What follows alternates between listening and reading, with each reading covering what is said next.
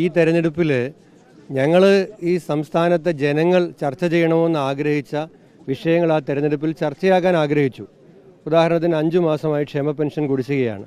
പാലക്കാട്ടെ നെൽകർഷകരുടെ നെല്ല് സംഭരണം പ്രതിസന്ധിയിലാണ്.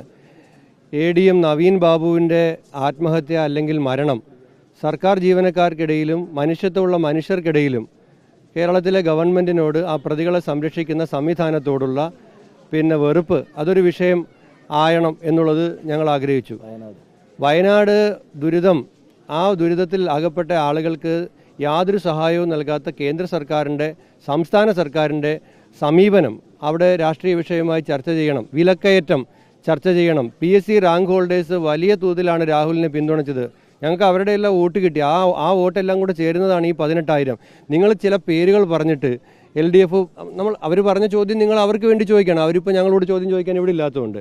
അപ്പോൾ അങ്ങനെ പറഞ്ഞ് അവരുടെ വോട്ട് ഇവരുടെ വോട്ടെന്ന് പറഞ്ഞാൽ ഞങ്ങൾക്ക് കിട്ടിയ വോട്ട് നെല്ല് കർഷകരുടെ വോട്ടാണ്, പെൻഷൻ കിട്ടാത്തവരുടെ വോട്ടാണ്, PSC റാങ്ക് ലിസ്റ്റിൽ ഉൾപ്പെട്ടിട്ടുള്ള ഉദ്യോഗാർത്ഥികളുടെ വോട്ടാണ്, നവീൻ ബാബുവിനെ പോലുള്ള ആളുകളെ കൊല്ലുന്ന അധികാരത്തിൻ്റെ അഹന്തയ്ക്കെതിരായിട്ടുള്ള വോട്ടാണ്, വയനാട് ദുരിതബാധിതരെ കാണാതെ പോകുന്ന അവരിപ്പോഴും ദുരിത ആശ്വാസ ക്യാമ്പുകളിലോ അല്ലെങ്കിൽ അവരെ താൽക്കാലിക സംവിധാനത്തിലോ കഴിയാൻ വിധിക്കപ്പെട്ട സംവിധാനങ്ങൾ കേന്ദ്ര സംസ്ഥാന ഗവൺമെൻറ്റുകൾക്കെതിരായിട്ടുള്ള വോട്ടാണ്. അപ്പോൾ ഈ വോട്ടുകളാണ് നമുക്ക് കിട്ടിയത്. അതിനെ മറയ്ക്കാനാണ് കത്ത് വിവാദം, പെട്ടി വിവാദം, സ്പിരിറ്റ് വിവാദം, വ്യാജ വോട്ട് വിവാദം, പരസ്യ വിവാദം, ഇത് ചർച്ച ചെയ്യരുതെന്നുള്ളതാണ്. പക്ഷേ ജനങ്ങൾ എത്ര പൊളിറ്റിക്കലി അവെയറാണ്, ഡെമോക്രാറ്റിക്കലി അവെയറാണ്. ഈ പാഠം കൂടി CPM-ന് 26-ലെ ഇലക്ഷന് മുമ്പ് BJP-ക്കും പാലക്കാട്ടെ ജനങ്ങൾ പഠിപ്പിച്ചിട്ടുണ്ട്. ഈ പാഠം പഠിക്കാൻ തയ്യാറായാൽ അവർ ഈ 3-ാം സ്ഥാനം എന്നുള്ളത് മെച്ചപ്പെടില്ലെങ്കിൽ അവർ ഇപ്പോൾ കളിക്കുന്ന അപകടകരമായ കളി കേരള രാഷ്ട്രീയത്തിൽ അവരെ 3-ാം സ്ഥാനത്തെത്തിക്കും. 26-ൽ ഞങ്ങൾ 1-ാം സ്ഥാനത്ത് വരും.